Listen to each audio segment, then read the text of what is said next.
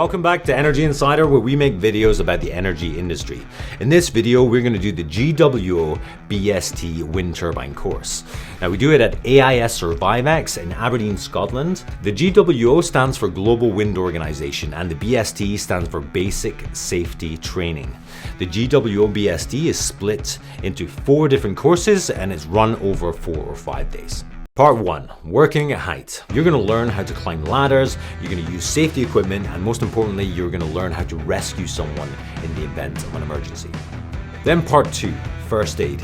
This is important because wind turbines are in remote locations, often with no emergency services around, so if anything happens, it's on you. Fire awareness. In an emergency, you might need to fight fires, but you'll definitely need to learn how to get out of there. And if you're 100 meters up a wind turbine, it's not so simple. Part 4, sea survival.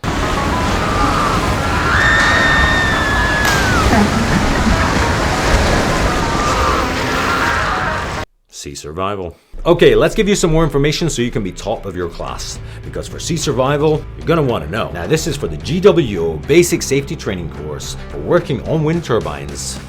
Let's do it. Part 1. Climbing ladders on wind turbines is a fundamental part of the job. So let's go through some of the equipment. Harness. Put this on first. Fall arrest lanyards. This has a pouch of expandable material so that if you fell, it will absorb the shock of you falling. Work positioning. This is what you use to support you while you're working, and it has a very specific way you put it on. You will see half pipe to windpipe, or fin to chin. That's my chin here. Pointed the wrong bit. The Milan. This is the device that you use to rescue people and yourself. Helmet. Put it on your head. And you will use these traveler systems that exist on wind turbines. Now, what they are, they're mechanical devices that will travel up and down with you. And if you use them correctly, if you fall, they will save your life and they will catch you. Now for rescues. The main piece of equipment that you'll use is called a Milan. Now, you need to demonstrate 3 different rescue scenarios, simulating an injured casualty that's stuck on a ladder on a wind turbine. Once you've learned all that, then you'll practice a controlled descent, which is basically an escape. So you will simulate emergency conditions where you need to descend from the wind turbine all the way to ground level. And you'll do this using the Milan device. And once you manage to reach the ground, then it's working at height complete. First aid. This part of the wind turbine course gives you the necessary information and the practice doing so of giving first aid. You're going to get plenty of theory, lots of practice. You're going to learn about injuries, incidents, ailments, different scenarios, using a defibrillator, and also practicing CPR. Fire awareness.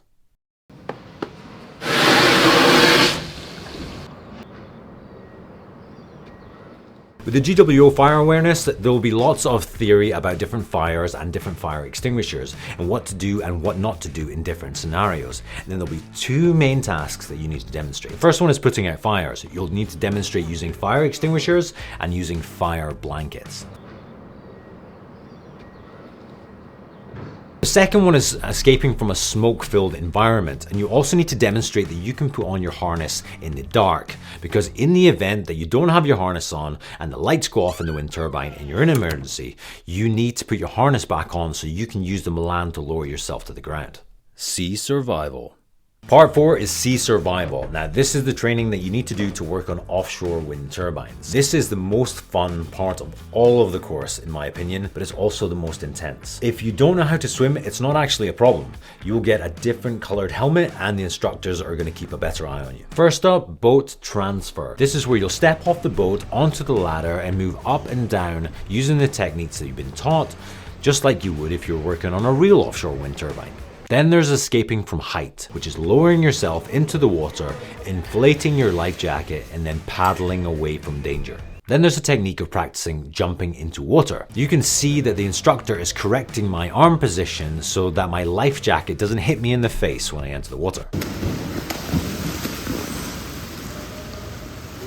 Then towing people. Demonstrate different methods of towing people depending if they're conscious or unconscious. You'll even practice towing people in groups. We even raced each other doing it.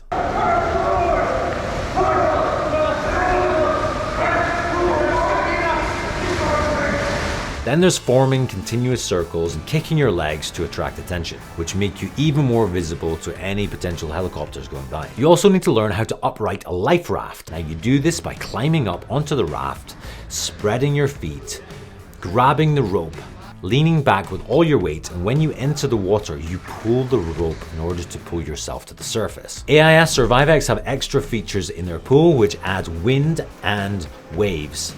Now this is where it gets real. Imagine jumping into the freezing cold water, wind and waves in your face, trying to get your life jacket on in the water, finding your workmate, unconscious, pulling them to safety, attracting attention, upright the life raft, climb inside.